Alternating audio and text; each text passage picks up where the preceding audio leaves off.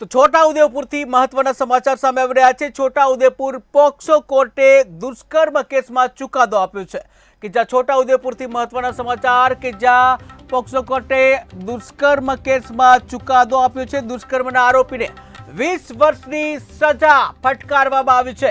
Pavi Jetpur police મથકે ગુનો નોંધાયો હતો ત્યારે આ દુષ્કર્મના કેસમાં સજા ફટકારવામાં આવી છે। આરોપીને 20 વર્ષની કેદની સજા ફટકારવામાં આવી છે। ત્યારે છોટાઉદેપુર પોક્સો કોર્ટમાં આ કેસ ચાલતો હતો જ્યાં આરોપી અને તેના પરિવારજનોમાં ગમગીની છવાઈ છે। તો મહત્વના સમાચાર છોટાઉદેપુરથી સામે આવી રહ્યા છે કે જ્યાં જે ગુનેગાર છે એ ગુનો કરતા અટકે તેવા એક ઉદાહરણ રૂપે આજે એક ચુકાદો આપવામાં આવ્યો છે। ત્યારે છોટાઉદેપુર પોક્સો કોર્ટે જે દુષ્કર્મનો જે કેસ હતો તેમાં ચુકાદો આપ્યો છે જ્યાં દુષ્કર્મના આરોપીને 20 વર્ષની સજા ફટકારાઈ છે। પાવી જેતપુર પોલીસ મથકે ગુનો નોંધાયો હતો ત્યારે આ દુષ્કર્મના કેસમાં સજા ફટકારવામાં આવી છે જ્યાં છોટાઉદેપુર પોક્સો કોર્ટમાં ચાલતો હતો કેસ અને જેને લઈને એક દાખલારૂપ જે સજા ફટકારવામાં આવી છે આરોપીને 20 વર્ષની સજા ફટકારવામાં આવી છે। ત્યારે આરોપી અને તેના પરિવારજનોમાં હાલ તો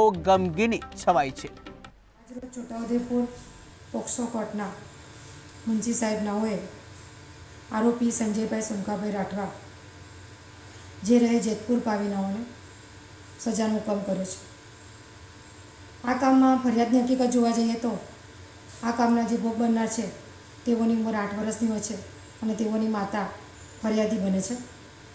આ કામના કહેવાતી હકીકત એવી છે કે આ કામના ભોગ બનનાર ધૂળેટીનો તહેવાર હોય અને તે તેના મિત્રો બહેનપણીઓ સાથે ધૂળેટી રમતી હોય છે તે વખતે આ કામના આરોપી આ જે ભોગ બનનાર છે તેઓની માતા પાન પડીકીની ગલ્લો કરતા હોય ત્યાં આવે છે અને ભોગ બનનારને ખેતરમાં લઈ જાય છે અને ત્યાં ભોગ બનનાર મોટર ચાલુ કરવાનું હોય છે જેથી એ ત્યાં જાય છે અને આ કામના આરોપી તેઓને અવાવરૂ જગ્યા ઉપર લઈ જઈ ખેતરમાં લઈ જઈ તેની સાથે દુષ્કર્મ કરે છે જેથી જેતપુર પાવી ગુના રજિસ્ટર નંબર 146/2021થી ગુનો રજિસ્ટર થાય છે અને ત્યારબાદ પોસ્કો કોર્ટની અંદર ચાર્જશીટ દાખલ થતાં કુલ્લે 16 જેવા દસ્તાવેજી પુરાવા નામદાર કોર્ટમાં રજૂ કરેલા અને 13 જેવા સાક્ષી તપાસવામાં આવેલા જેથી આજરોજ નામદાર કોર્ટે આરોપીને 20 વર્ષની સખત કેદની સજા અને વળતર રૂપે ભોગ બનનારને 4 લાખ